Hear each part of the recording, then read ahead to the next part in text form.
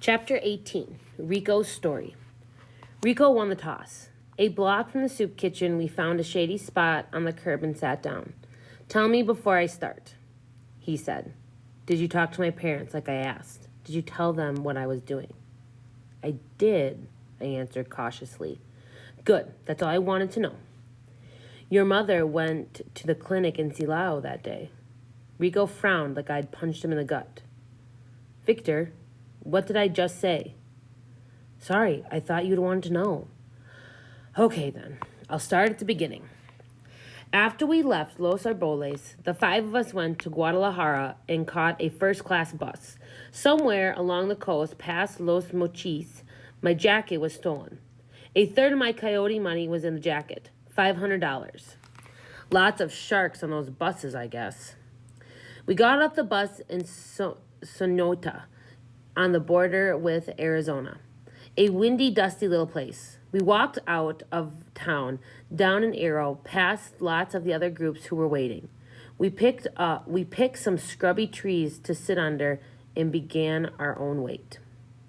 Coyotes from 3 different outfits came to see us. Fortino did all the talking, with the coyotes going back and forth to their bosses. There was a lot of waiting. Part of why it took so long was because we didn't have as much money as we were supposed to. Because of your jacket being stolen? None of us had the full $1,500. The coyotes wanted telephone numbers on the other side, people who would guarantee the rest. Nobody gave a name or a number. Fortino said that all sorts of horrible things might happen to your friends or relatives if they couldn't pay. Finally, Fortino got a coyote to agree to $1,000 apiece. $500 up front, $500 when we made it to Tuscan. "Sounds like you got a good deal." We thought so. We figured we had just saved $500 apiece. We walked east a couple of miles to meet our driver. Within sight of the new fence the Americans built to keep the coyotes from driving into a huge cactus park. They built a metal wall like here in Nogales? It's all different. Every 4 feet, there's a heavy iron post in the ground with railroad ties welded across. The fence is only 5 feet high. It's to keep vehicles out, but let the wildlife go back and forth. That's what we heard. You climbed over it? Went all the way around it. Our driver was no older than me. The other guy up front was the Polero, who was going to walk us across the desert. The truck looked awful and sounded worse. There was already a group from Guerrero in the back. 11 of them and 5 of us made 16.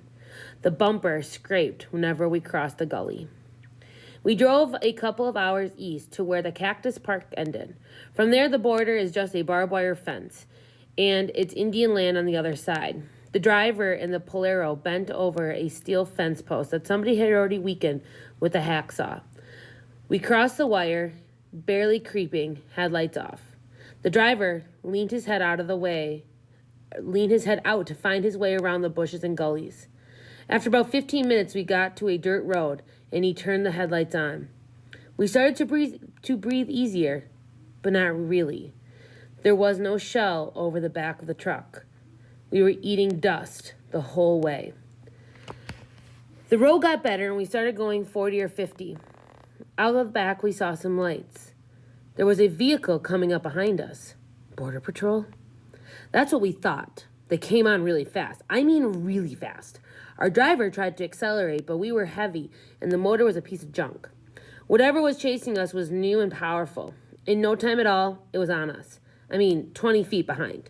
Their high beams blinded us so bad we couldn't see what it was.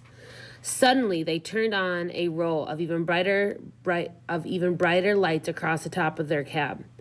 I made out a guy's arm sticking out the passenger window with a pistol. He was yelling at us to stop. We went around a little corner. I could finally see what was chasing us. A black pickup, a new Dodge Ram. 2 guys standing behind the cab had automatic weapons pointed right at us. They started spraying bullets. Rat-a-tat-tat. I was sure I was dead. People got killed? No, they were shooting just over our heads. They got the attention of our driver. He finally stopped, and for a couple of seconds, everything was quiet as the grave. The two men in the cab of the Dodge got out. No uniforms. We had no idea who they were and what this was all about. One had a pistol and the other a short assault rifle. They ordered our driver and Polero to get out with their hands up. The pistolero started shouting at our driver, accusing him of smuggling, and then he pistol whipped him. The other guy punched our Polero hard in the stomach. In the back of the truck, everybody was whispering. I heard the leader of the men from Guerrero say it was federal judicial police. The way he said judiciales, it scared me to death. They were Mexican police, and they chased you into the States? 10 minutes north of the border, at least. But why? The crossing is supposed to cost $1,500, remember? Guess what? When we only paid $1,000, the judiciales didn't get their bribe. Our cut-rate coyote must have thought that the police weren't keeping close track of all the groups waiting outside of town. I found out later we should have stayed in a safe house in Sonoyata. If you're staying in one, it means you're safe from the police. They've been paid. Rico picked up a rock and threw it at a pigeon. He missed. How'd you get away? Where are the others? I'm getting there. The judiciales made us drive back toward the border. They stayed right behind us with those blinding lights on. They made our Polero ride with them. The pistolero was in the cab of our truck with his gun with his gun to the driver's head. In the back of the truck, people were whispering about how everybody's money would be stolen by the police, about prison, about torture. Somebody said everybody should jump out of the truck as soon as we reach rough ground.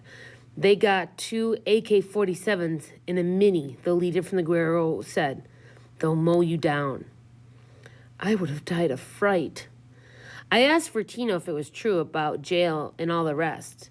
Say your prayers, he whispered. All I knew was I had to get away.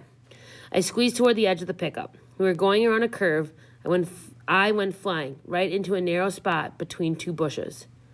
Did they shoot? The shots went right over my head. I kind of tumbled when I hit the ground and was out of their lights. I ran like I've never run before, tripping, falling down, running, tripping, running. What about the others? Who knows? I still don't know if they went to jail or what. Probably they did. I never saw them in Sonoyata.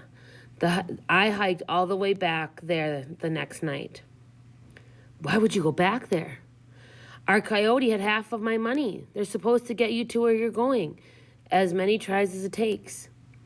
You still had the other 500? Still had it. I waited 3 days until they had more polos ready to go. Our group from Oaxaca with women and kids.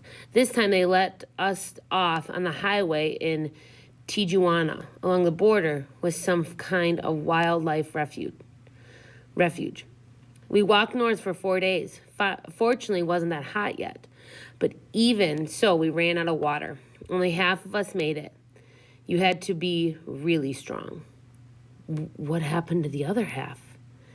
When they couldn't keep up, they got left behind. Abandoned? The chicken wranglers don't care. They get paid by the head. They still make good money if only half make it. That's what I heard. They left women and children behind in the desert, including a woman from Chicago who said she was the aunt of the boy and girl who were with her. They were 8 and 9 and didn't look a thing like her. Later on, when she caught up without the kids, she told us she was hired to get the kids way down in Mexico and bring them across, take them to their parents in Pennsylvania. She abandoned the boy and girl? What happened to them? Who knows? Our Polero said the Border Patrol's search and rescue helicopters would pick them up. But what if they were never found? I tried not to think about that. There was nothing I could do. They never would have made it through the Growler Mountains. It was rough. We hid outside a town called Ajo. The American coyotes showed up late the next day. We drove past a cemetery for people who died in the crossing. All these small white crosses with no names. Just the word, no olvidado. Never forgotten. What's that supposed to mean if nobody knows who they were? I'm only telling you what I saw. They took us to a safe house in Phoenix. I waited 2 weeks for a ride to a safe house in Tuscan. They were messing with me, trying to get a name, a phone number, more money. The ride was supposed to be coming any minute, but then we got raided by the Border Patrol. They didn't have any room in the juvenile detention center, so here I am. How much money do you have left? Less than 100. Those American coyotes got 300 out of me in Phoenix. What do you have? $13 worth of pesos if I'm lucky. If you go back to Sonoita, will your coyote give you another try? After I paid on the other end, why would he? I'm in a bad way, Mono. Now, tell me about your own disasters.